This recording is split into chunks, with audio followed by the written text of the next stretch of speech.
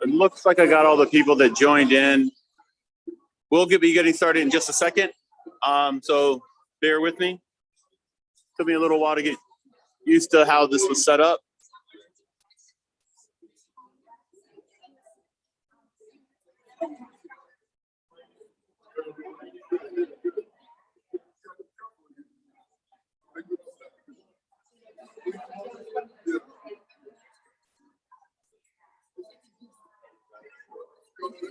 All right, I think it's good.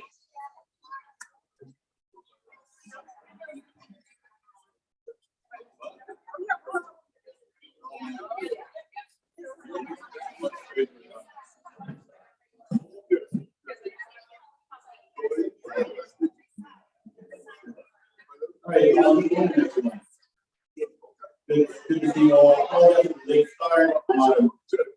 I worked out getting that feed of Zoom, so I call it tripod.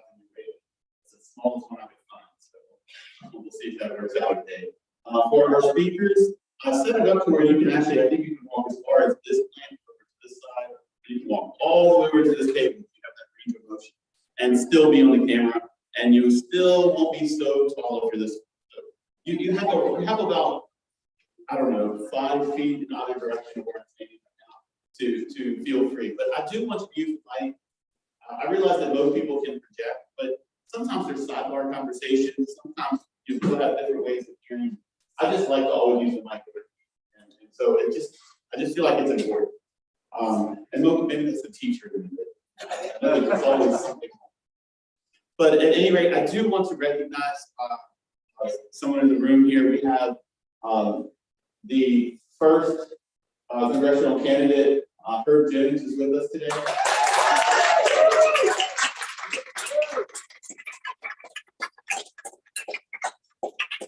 And after I get here from our guest speaker, we'll gladly give him some time to share his campaign updates and so forth. And so very excited. I did work on Herb's campaign slightly in Henrico, just about first getting my feet wet, canvassing. And it was a few years back, but it was a neat experience. That was when Pam was representing her husband, Governor Northam, and trying when he was lieutenant governor and he was running for governor. And she gave an incredible speech. I forget exactly where it was, but it was quite good. Please join me, everyone, in saying the Pledge of Allegiance. I pledge allegiance to the flag of the United States of America and to the republic for which it stands, one nation, under God, indivisible, with liberty and justice for all. Thank you.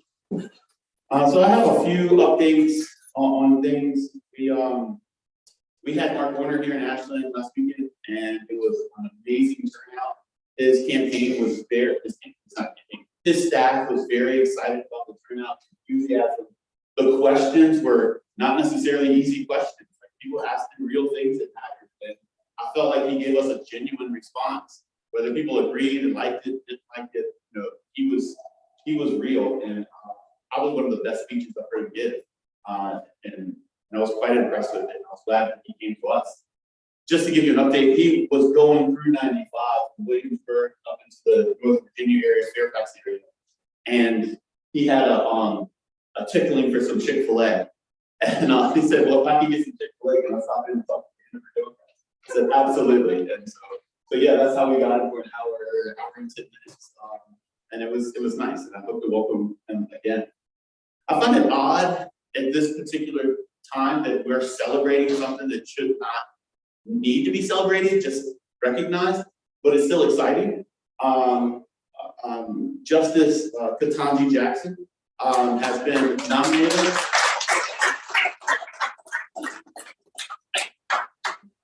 In my younger years with my wife, we enjoyed movies that were mostly by Black men and women. And at the time, I didn't know why we enjoyed those movies the most. And seeing what Ketanji had to go through expressed it to me that maybe it was because when we watched those movies, those were real actors working harder than anyone else was working to perform. And that's the way I felt that Kentucky was going through. That here she was, the most qualified, the strongest, never lost a beat, never got rattled, and yet people were still voting against her. And it was just crazy. And so I really think that maybe that's why my wife and I enjoyed some of those movies, or many of them. Those actors and actresses were working harder than the other actors and actresses. And it's unfortunate that that's happening, but I'll tell you what, it's still exciting that she's in. I'm very, very excited to say that we have a wonderful justice that represents the whole nation, not just a portion.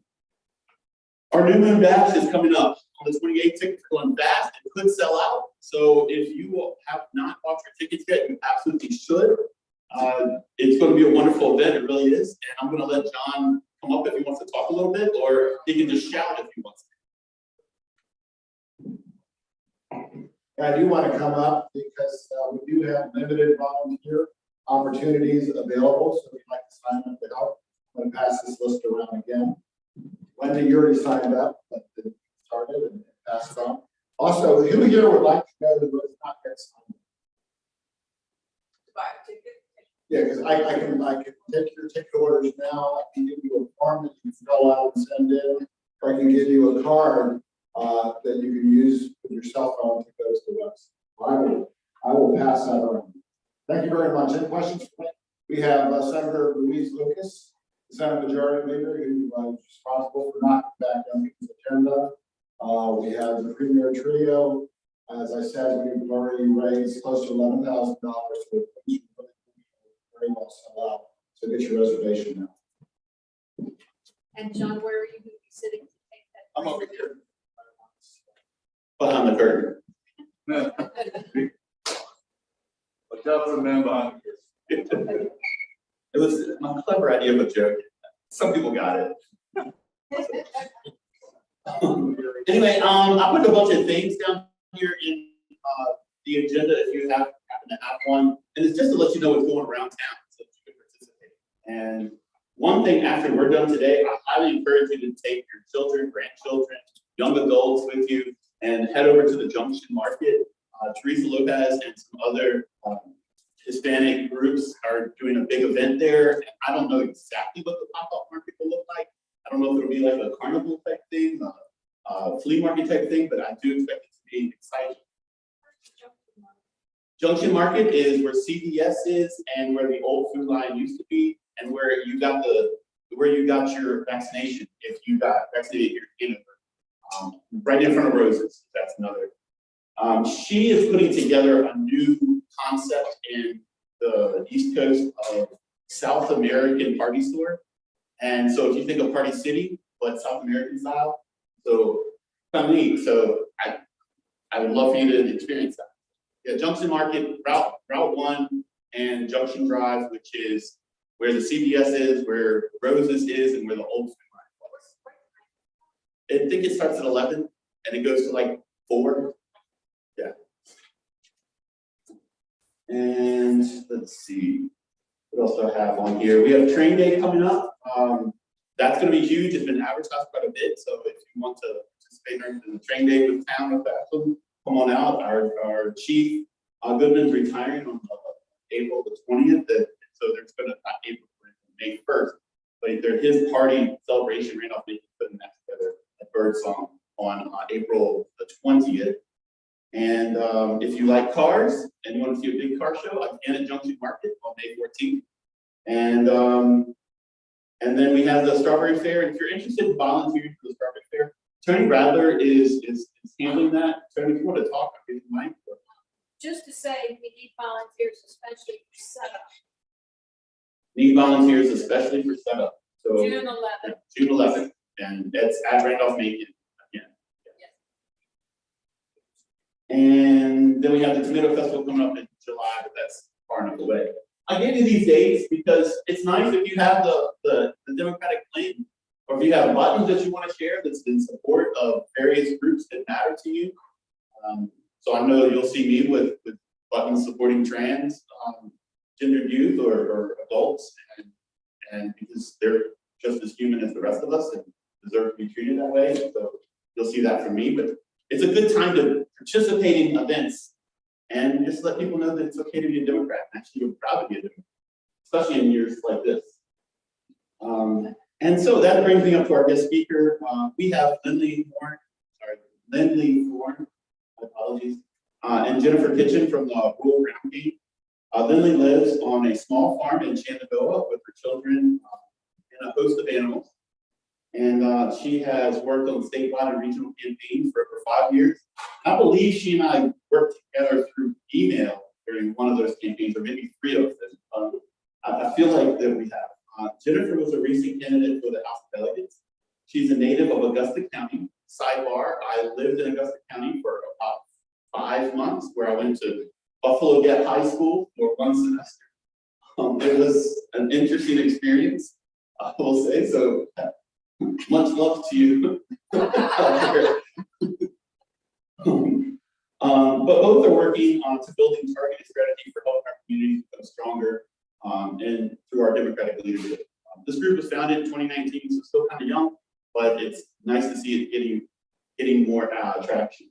So with that, I will give the floor to Lindley and Jennifer.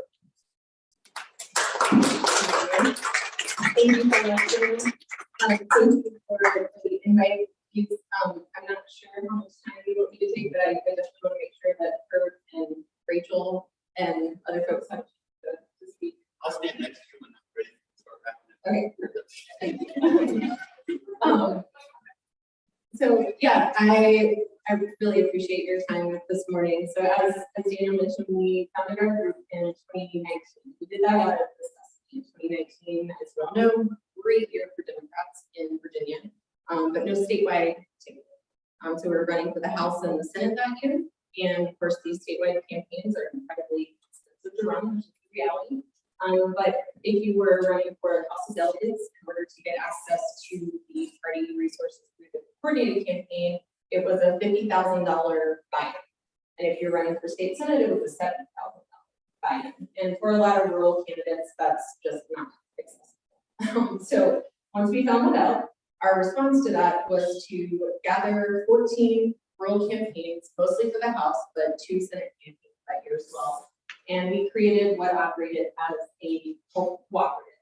So for a monthly fee, all of these 14 campaigns, rather than having to carry the financial burden of having multiple members of staff to be their field director, data director, with all of these pieces that we need to do behind the scenes on a campaign,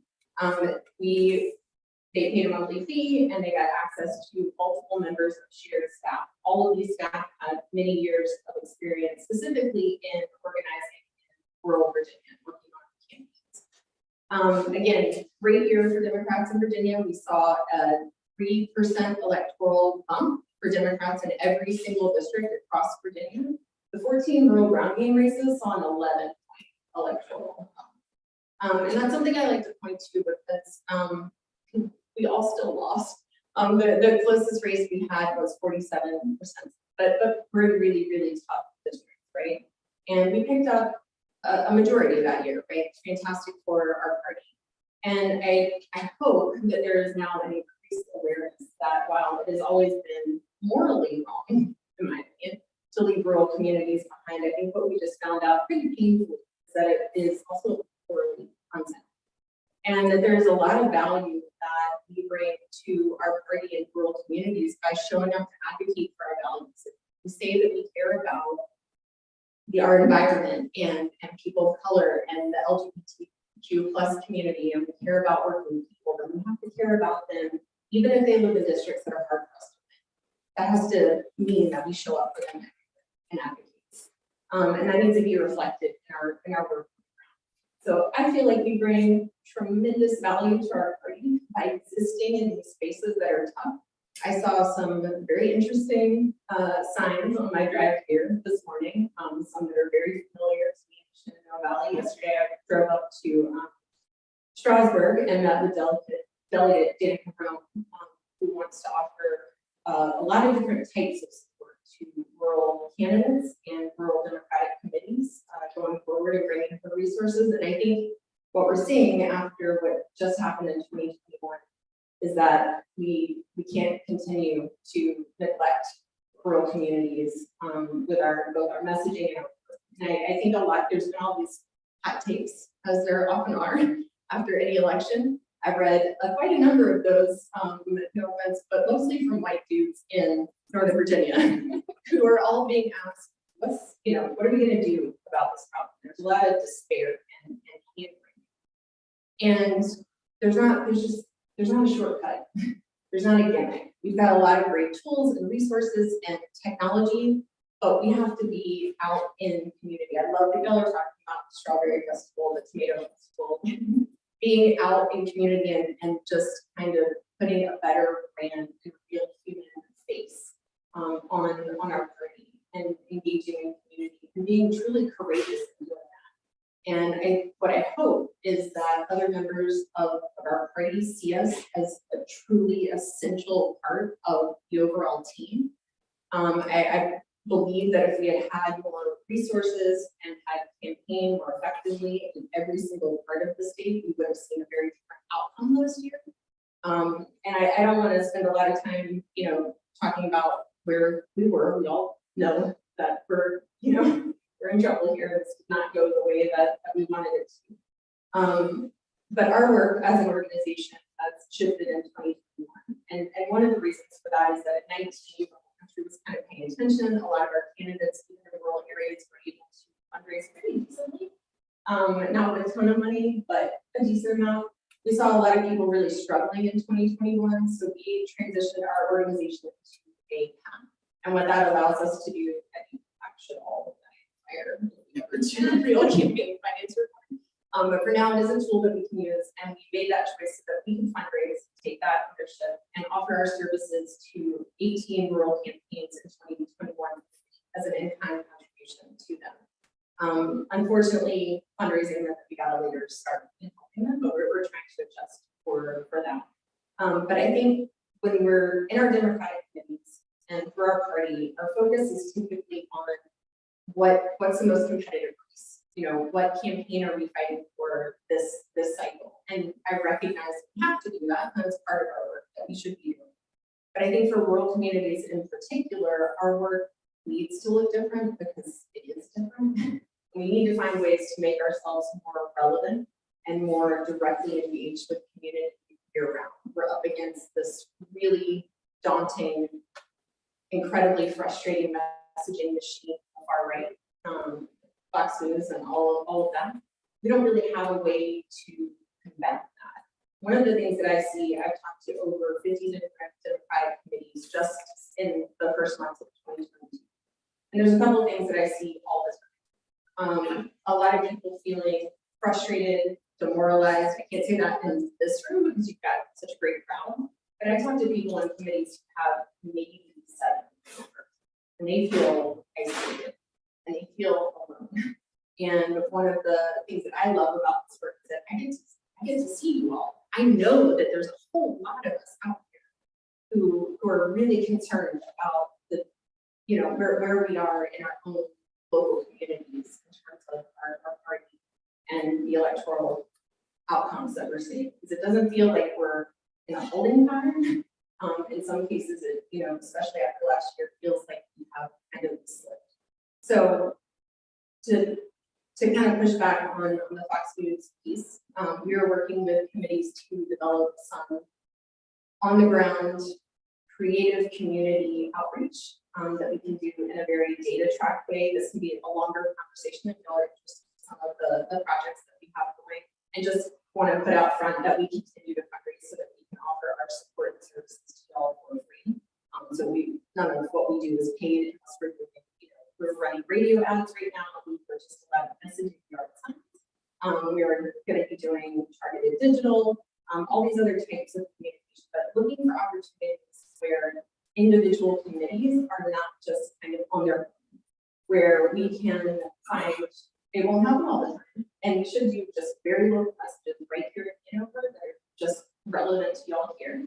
But looking for opportunities to bring in coalitions of committees, 2 to 10 at a time, and see what we can do to create some shared strategic messaging through multiple paid media platforms, and highlight some of the work that you're doing out in community. Make sure that people know that you're here and that we are strategically messaging to folks who are outside of our own personal networks and social media silos and getting deeper into community. We will continue our work with campaigns, and to that end, we have created a map of Virginia. It is on our website. I'll share a bunch of resources with Daniel. I'm not going to get to everything that we do today, but just want to throw this one out here. We have a map of Virginia, every single locality here in the Commonwealth, with every single local office for grabs from this year until 2027. So this is a resource that your committee can take a look at and see school board races, board of supervisor races, all these other seats. We know that we're not going to be able to challenge all of them, but try to plan for who you can tap in your community. If you're out doing these community events, those can all be great places. If you're attending a board of supervisors meeting, school board meeting, somebody steps up to the podium and has something to say that feels like it connects to our values as a party. That might be somebody great to talk to the shoulder and see if they can run. We're doing campaign intake calls starting later this month, and what those look like is just an initial conversation to make sure people have a grounded understanding of the next steps that they can take in their process to become a candidate. We don't support candidates fully and work for them unless they are officially the Democratic nominee, or if their local committee has decided to support them either privately or publicly, because we don't want to be in your community and accidentally support somebody that they don't agree as a community to support. And sometimes, unfortunately, it's not helpful to be very publicly a Democrat for some of these lower level offices. So that support can come in whatever form you choose. And then we can talk to folks about how we would be able to support them. We're going to be doing a number of trainings, things like kind of breaking down the volunteer roles that are necessary to make an impactful school board race at the local level, and try to demystify some of the things that happen so that hopefully this feels more doable and accessible, and make ourselves available to be an ongoing resource to offer tools and information to hopefully help people out and grab some of the seats. We know that we have Democrats currently sitting on town councils and school board and soil and water boards all over rural Virginia right now. And that gives us a great toehold to build on. And we also want to see from our 2019 and 2021 campaigns, we really want to be intentional about packaging the data, effective messaging, effective outreach and events that folks did in their communities, and be able to share that to future candidates on an ongoing basis so that there is a legacy of every candidate. We know this is hard. We know that rural Democrats in particular have to have some of the toughest conversations to advocate for our party. And to that end, we just started last week a new, right now virtual, but we'll start doing some in-person events around this as well. A series that we're calling Confidence in Uncomfortable Conversations. We kicked this series off by talking about firearms. And what we're trying to accomplish with these conversations is just the recognition that when we are out in community and we're publicly identifying ourselves as Democrats, we're often asked some really tough questions. Sometimes those are not asked in good faith, and it's perfectly fine to walk away. But what we want to do is assist in bringing subject matter experts and folks who've been doing this work a long time and share resources more broadly to rural Democrats across Virginia to hopefully get people to a place where they feel a little more centered and they're confident and like they can speak to these issues in an impactful way, and also so that y'all can, feel better about being good coaches to your local candidates here when they come up against these challenging conversations. You might engaging in these works and training pieces that we're doing across the Commonwealth, you might come across something that would be specifically useful to you here. So those are the kinds of things that we're going to do. So yeah, just we have a lot of interesting projects going. I think I mentioned we've got radio ads running right now in Shenandoah Valley. We're going to continue to do that. And I think the important thing for you to know is that there's a lot of people in the urban Crescent who actually want to help. And that takes shape in a couple of different forms. We're trying to create some volunteer opportunities for folks both in rural Virginia and also in the urban Crescent. We've got people in Northern Virginia who want to offer sound editing for radio apps, or who want to assist in the creation of graphics looking at things like trying to really localize some of the things that the Biden administration is doing. They're doing some really great work right now around antitrust, kind of tackling some of our meatpacking industry, which is relevant to a lot of us in rural communities, but trying to localize that. So if we're talking about infrastructure, creating a graphic that anyone can use in any locality to talk about how the infrastructure bill impacts you here in Hanover County. And our ask to y'all is to find out a local bridge, road, park, school, a place that will be impacted here, and take a photo of it. Shoot it over to us. We can get it back to you, and we can target voters right here and make sure that they have a real grounded local understanding of the impact of what the Biden administration is doing for our communities. And then a few other pieces, and I want to be mindful of time. I keep looking over at you, Daniel. Data, really pretty critical piece for us to be able to be sure that the work that we're doing matters. I want to do the tomato festivals and the community outreach, and maybe this makes me cold-hearted and calculating. I want to see the electoral impact at the end of the day. I want to see the numbers too. And while I think 22 and 23 are critical, and there's a lot of really important things that we can and should and must do to move the needle this year and next, my mind is really already focused on 2024. I am pretty concerned about where we're going to be in that moment. And I think that Democrats have a very unique and distinct and huge both burden and opportunity to figure out what it is we need to be doing right now today to cumulatively build and be where we need to be by November of 2024 to preserve our democracy and then hopefully remember not to ever drop these threads again. We have as a party, I think, lost touch with people, and that's not addressed to anyone personally in this room or on this call. I think as a party, we've made some calculations about where it's easier for us to win and how we can win majorities by leaving rural communities behind. But the United States Senate, if you don't care about the moral argument, I hope our party cares about the makeup of the United States Senate, which is never, ever going to be firmly in the hands of our party unless we figure out how to make some real meaningful electoral progress in rural communities. So I don't want to go on. I'd love to take questions if there's any time for that. I'll leave my contact information here. I want to be very, very available to y'all. We do have a number of projects going on. We'll have some report outs from folks who are taking on some of our projects so that they can share with other folks. Hey, we tried this. We're doing some deep canvassing in the Roanoke Valley right now. This is just knocking doors of folks that we believe have historically voted for Democrats, but who have fallen off in the last few years. And trying to find ways to have open-ended conversations with these folks, listen, and hopefully capture some data, and then have some conversations internally about what it is we can do to make ourselves meaningfully relevant to these folks again. And just to give you another little snapshot, something that we did very quickly, with all of the labor movement that's happening in our country. I've been on the phone with labor organizers and union leaders quite a lot over the last several months. And what I'm hearing from them is that they're receiving a tremendous number of phone calls of folks all over Virginia and all over our country who want a safe workplace.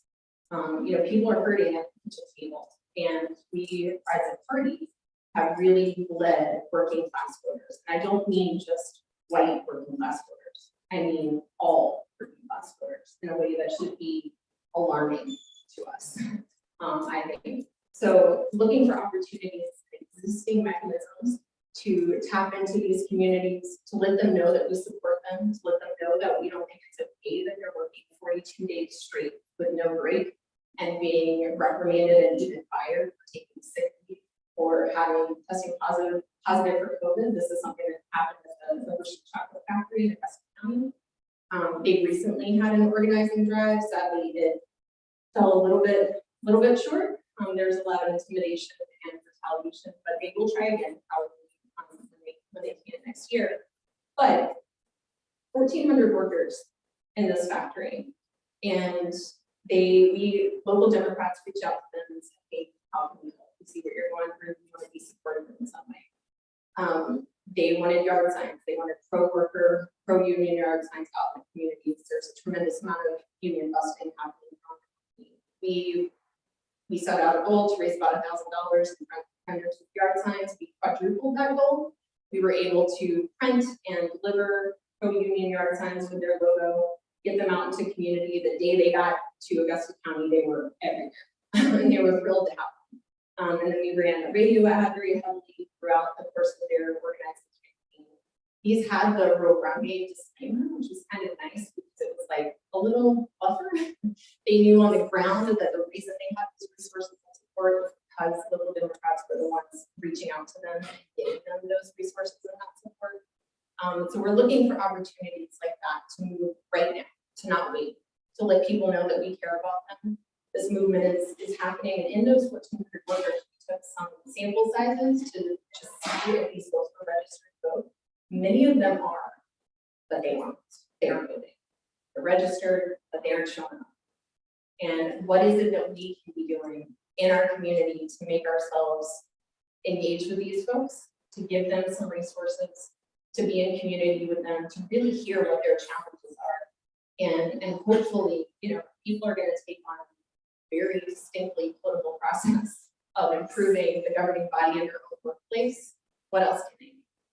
If that is empowering to them, the history of organizing in our country has been one that we have understood has truly improved the health of our country and the engagement of the electorate. So my hope is that we'll have an opportunity to look for things like this. There will be other opportunities that you're going to see that have nothing to do with labor. We want to be able to seek those out and kind of mobilize to offer support and opportunities. Again, there's a lot of folks beyond Hanover who want to help you out with funding, and we want to be able to connect those dots. So I'm going to be quiet. I really appreciate your time this morning. I'd love to stay and chat with anybody who has questions.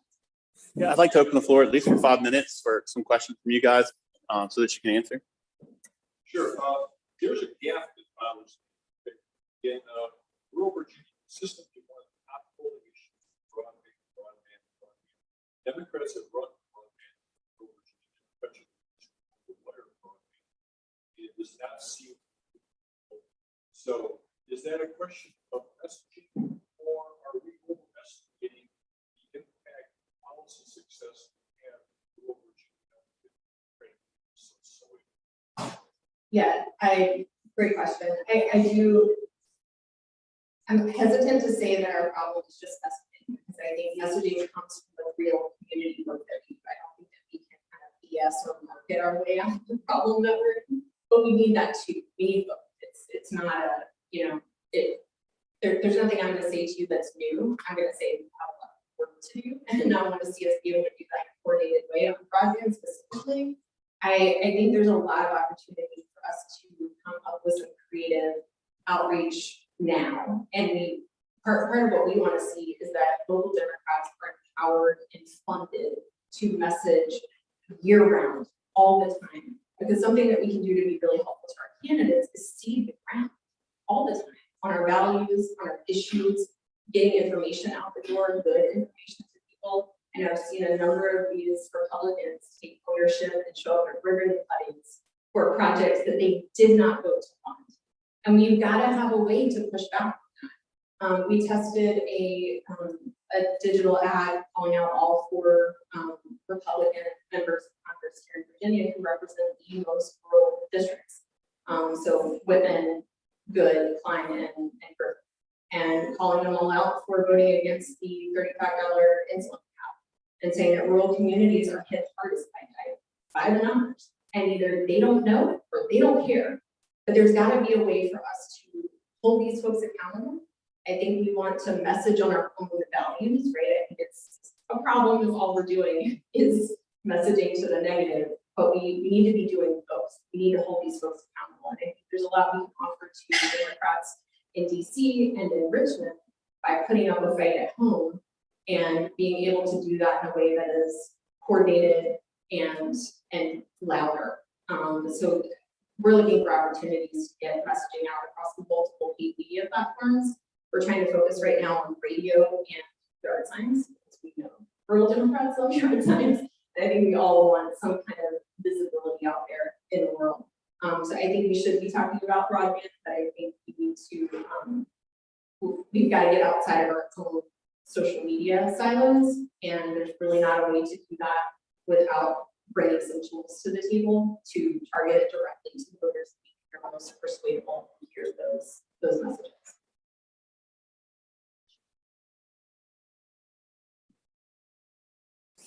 Right. Well, thank you.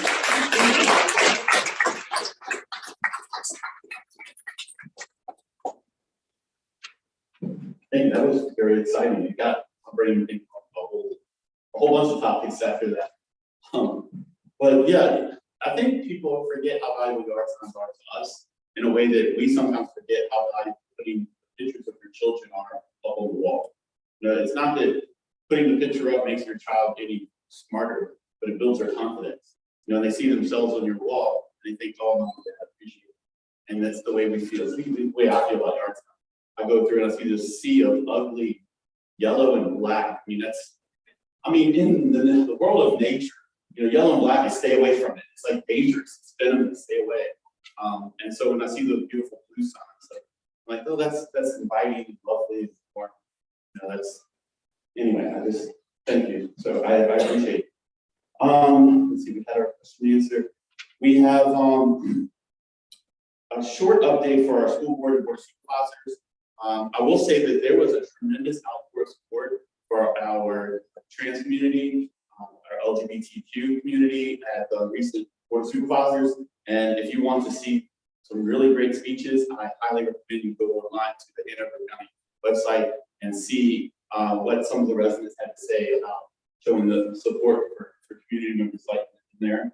And I want to talk on that just for a brief moment, because I went to a side-by-side training that just expressed what it's like for people in communities that maybe don't feel like the rest of the community understands it.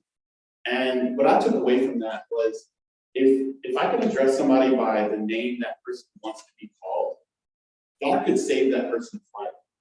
And I had never thought about it that way. But they had shown me statistics where those whose name or pronoun was being misused or not stated, they had a much higher rate of suicide than those who did get their name called.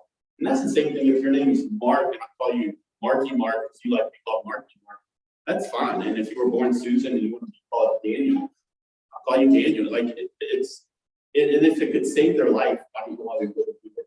So I've been starting to wear my buttons in the public. It says every kid's a trans kid. And I happened to be in the food line 4 days ago, and one of the cashiers said, "Oh, I like your button." I was like, "Thanks." I didn't look down. I didn't think what was on it. And she said, "Oh, so do you have a trans kid?" No. She goes, "Well, do you have any family members that are trans?" No. She goes, "Well, why are you wearing a button?" I said, "Well, because every kid means trans kids too. Like it doesn't matter. Like a trans woman's a trans woman. A trans man is a man. A trans woman's a woman." And I could not. I'm not lying. Tears started welling up in my eyes. She said, "No, I came out as gay with my mom, and she sent me to this boot camp to be converted, and it was really miserable." So it's very heartwarming to know that somebody who has nothing at stake is willing to wear that. So I highly recommend, like, if that's the least I can do is wear a button to show support. That was awesome. It made my day. By the way, I just couldn't help it. Like, come home and talk about it to all of my kids. And anyway, you brought up that memory. I appreciate you. Also on the Board of Supervisors School Board, there is a Mechanicsville opening for the school board that closes April 27th, and in May they're going to vote on either extending the current Mechanicsville school board member or replacing that member. So if you know if people want to run, it's not really a run, it's an application process. The budget is out, and I highly recommend you read the budget. This is going to be more on a personal note before I turn it over to her for a few minutes.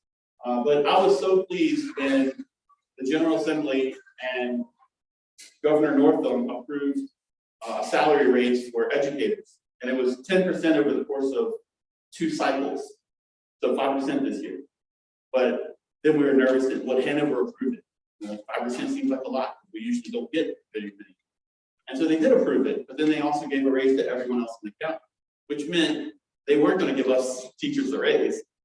They were just going to give everyone else a raise. Is the way I interpreted it. So it was just, it's a weird thing. So again, that 5% came from Ralph North. It's not coming from Hanover. Now they're just saying yes to it. So you would see that in the budget. Let's see. Okay, so without that, I can give you 3, 4, maybe 5 minutes at the next. Herb Jones is running for the 1st congressional district against the other guy. How about that?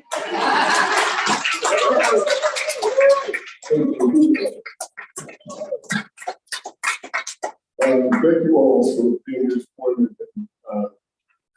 The first thing I want to say is good to be out among folks. Yeah. If you all like me, you got a little bit of Toby Cushion. And I imagine with the next 4 or 5 months when I'm campaigning, I'll probably be as skinny as Brandon. But the first thing I want to say is updating you on our campaign. The support has been overwhelming. We decided to get into this race a little over 2 weeks ago. And in just 2 weeks, we collected 2,000 signatures. And a lot of you all were very bill to make that happen. So that's the good news.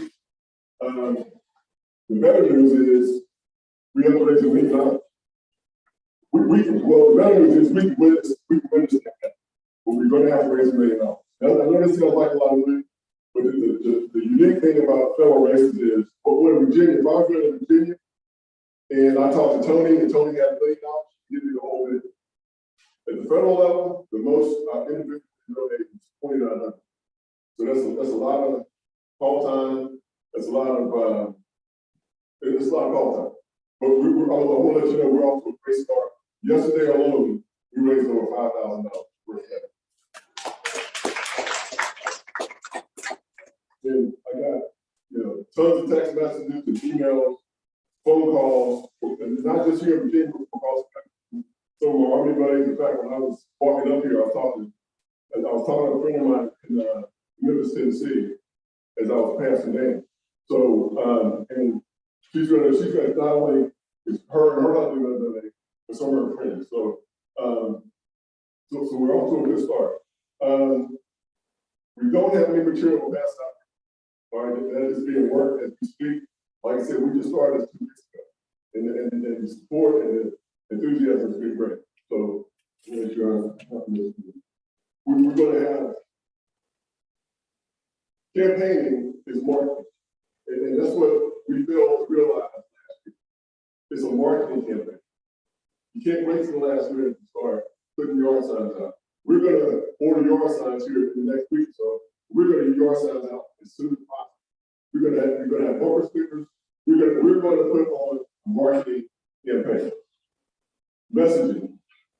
Our framework, the framework for our messaging is freedom, democracy, truth, and justice. And anything that's going on right now, those principles are under attack. They're under attack here in the United States. They're under attack around the world. And we're fortunate that we have checks and balances to keep things in check. And thank God for America. We're not perfect, but we're better than Russia, we're better than China. And so we have got to fight to protect those values. And I won't go into a whole lot of detail about, what each one of those means. I think I'll be back to speak in for a moment on that. So I'll go into a little more detail about that. I would also invite you all to go to our website, Herb Jones for Virginia. They give you a little bit about my background, and when I come back, I'll go into a little more detail on that. We are going to have at least 2 events a month between now and election day. Somewhere in this, we continue to get Mark Moore back now, Tim Kaine. We have some other folks, some other secret weapons we're going to try to pull out. And then the last thing I want to say before I sit down is I never thought I'd be standing here in front of you all as your representative running for Congress. Never. In fact, a couple years ago, when I was with the state senate, John was at our kickoff, and then I introduced John, and I said, anybody that runs for Congress is great. John, now in a minute, I believe it, that's confirmed. But you know, the trust and the confidence that you all in this room and across the first district put in me, you know, just the 2006 it takes that is gratifying and very humble. And I want to say thank you for that. I really, from the bottom of my heart, you know, sometimes you know, I'm looking in the mirror and saying, these people really have that kind of confidence. But with that, I promise you, we're going to run a very rigorous campaign. You know, we got everybody in here. It's not our hurt feelings. This is about us, and together we'll do it. I guess staying over here, I can't call everybody else, you know, everybody out, but this is going to be a group team effort. And I don't say this. If I'm the smartest person in the room, we're in trouble. But by that same token, I can stand with you. Being a military officer, I always knew that I had the folks in the room around me are smart folks and competent folks, and we're going to win. We're going to do this fine.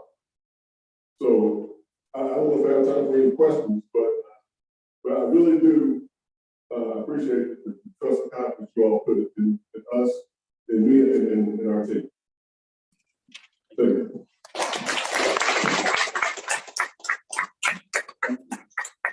Hey, everybody, I'm Bert's treasurer, so make my job as difficult as you possibly can. Count all that money. Yes, make Kurt's treasurer's job difficult. Please write as many checks. Big check you can. Bigger checks, smaller numbers of checks, bigger amounts. Anything works. Every minute. Every little bit helps. Now, I know she's not a candidate currently per se, depending on what happens, but I did want to, in case Dr. Levy wanted to mention or share anything about the 59. It's up to you. I don't want to go on the spot, but I didn't want to not give you the floor if you had an update. Yeah, so I am filed with the State Board of Elections for the 59th district, so I'm on UPAP. And I don't know if there'll be special elections or not. There will be a decision soon. So if there's not special elections, in the meantime, what I'm asking you all to do is support Herb Jones, support Josh Grunberg, sign up to give money, sign up to knock doors and make phone calls, because that'll pay off for me and our Board of Supervisors candidates. I also want to thank Lindley for being here. I believe in rural ground game. I believe in the work they're doing. I'm very picky about, what I give my time and money to, and I've been going to the virtual workshops and meetings, and they're incredibly valuable and they're doing incredibly important work. So I also ask you to go on their website, Rural Ground Game, and give them a donation, and we can start working with them. So I've also been going to Board of Supervisors meetings and school board meetings, just like I used to before I was a candidate. And I did mention in the budget hearing, I did thank President Biden and Governor Northam for the broadband funding. So we need to all show up and remind folks locally about who is delivering, and it's Democrats. So thanks so much, and I'll be in touch about special elections.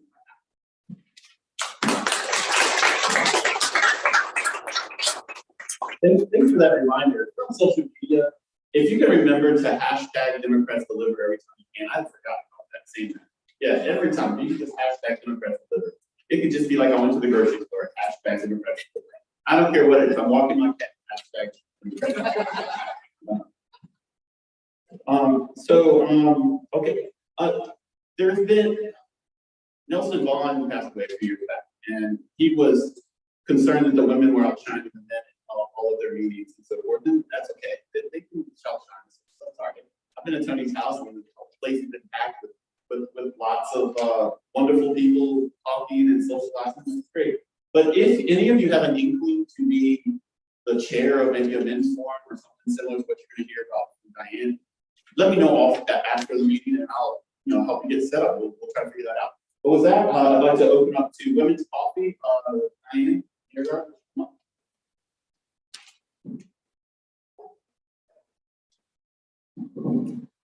Hi, everybody. I just want to thank you.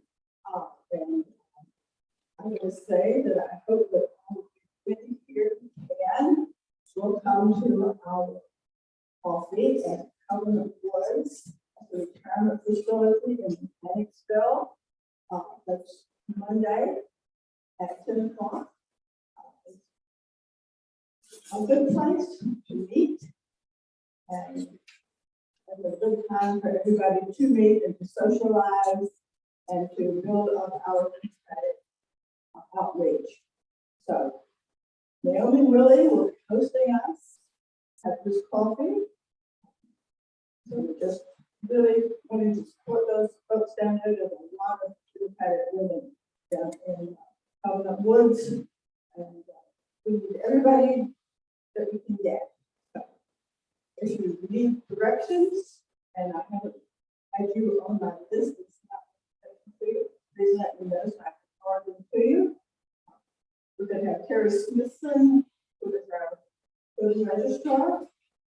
The registrar speak to us. There's a lot of changes here about districts, the various seats, and the more we can learn, the better we can work. So thank you very much.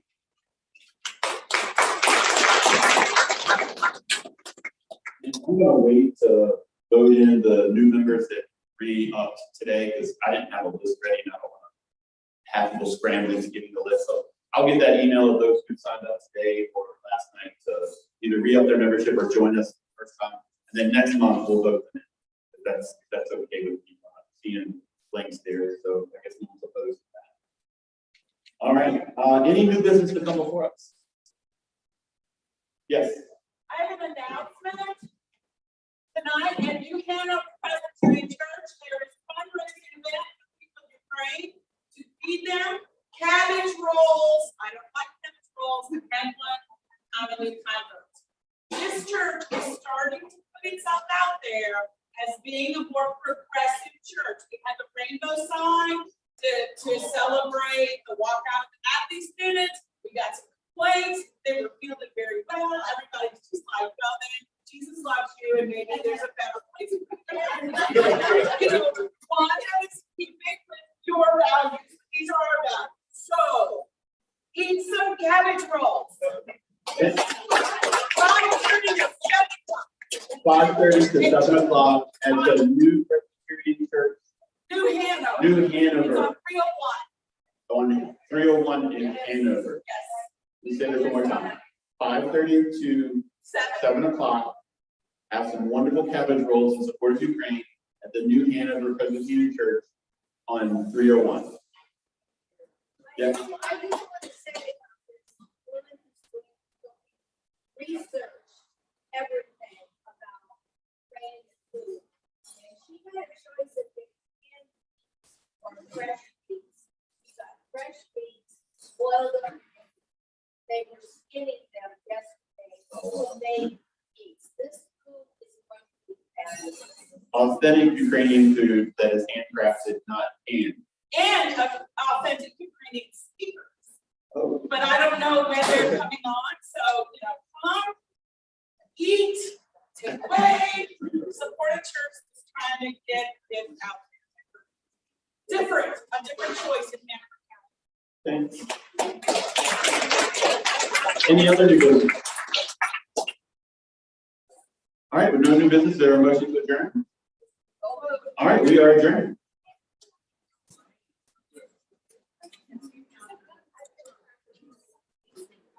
Let me see if I got anybody.